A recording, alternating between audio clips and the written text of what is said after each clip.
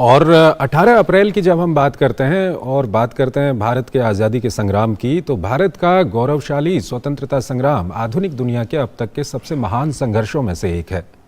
स्वतंत्रता की गाथा के आज के संस्करण में हम चटगांव शस्त्रागार छापे और मास्टरदास सूर्यसेन को याद कर रहे हैं। हम स्वतंत्रता सेनानी तात्या टोपे को भी याद कर रहे हैं, जो 1857 के भारतीय स्वतंत्रता के पहले युद्ध में सबसे उल्लेखनीय जनरलों में से एक थे। ये रिपोर्ट देखिए।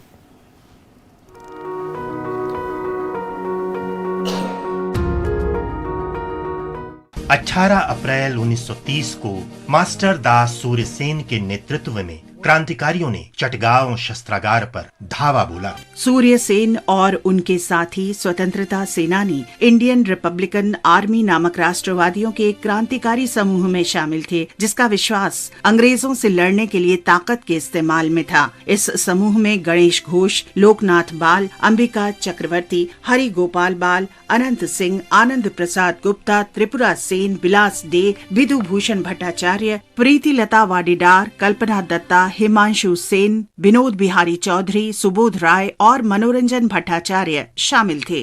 डामपारा में पुलिस लाइन के शस्त्रागार पर गणेश घोष के नेतृत्व में क्रांतिकारियों ने हमला किया, जबकि लोकनाथ बाल के नेतृत्व में क्रांतिकारियों के दूसरे समूह ने ऑक्सिलरी फोर्सेस के शस्त्रागार पर धावा बोला। क्रांतिकारियों का समूह टेलीफोन और टेलीग्राफ के तार काटने और रेलगाड़ियों की आवाजाही बाधित करने में सफल रहा, लेकिन हथियारों तक उनकी पहुंच नहीं हो सकी। समूह के लगभग 16 सदस्यों ने पहाड़ ताली में यूरोपीय क्लब के मुख्यालय पर कब्जा कर लिया। हमले के बाद क्रांतिकारी पुलिस शस्त्रागार के बाहर एकत्र हुए, जहां सूर्यसेन ने सैन्य सलामी ली, राष्ट्रीय ध्वज फहराया और क्रांतिकारी सरकार की घोषणा कर दी। इस प्रकार चटगांव 4 दिन तक ब्रिटिश राज से मुक्त रहा, लेकिन जब अंग्रेजों ने वहां और सेना भेजी तो क्रांतिकारी समूह के सदस्य चटगांव शहर छोड़कर पहाड़ियों की ओर चले गए और जलालाबाद पहाड़ियों से ही अंग्रेजों के खिलाफ युद्ध जारी रखा।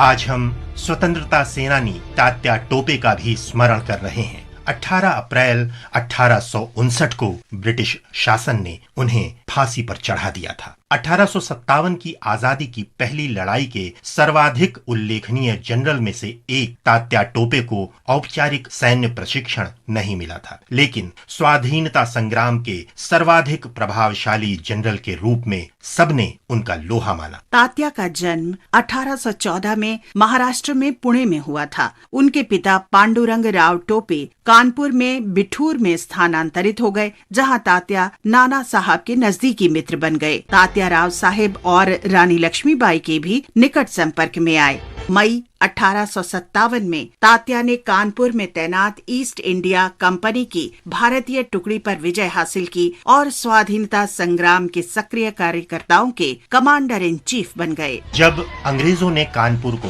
फिर से अपने अधिकार में ले लिया, तो तात्या टोपे ने जनरल विंडहैम को कानपुर से लौटने पर बाध्य किया। जब ब्रिटिश सेना ने झांसी को घेर लिया, उसी समय तात्या टोपे ने अपना मुख्यालय कालपी स्थानांतरित कर लिया। 20,000 लोगों के साथ वे रानी लक्ष्मीबाई की मदद के लिए आगे आए। बाद में तात्या ने ग्वालियर की सैन्य टुकड़ी की मदद से ग्वालियर के किले पर कब्जा कर लिया।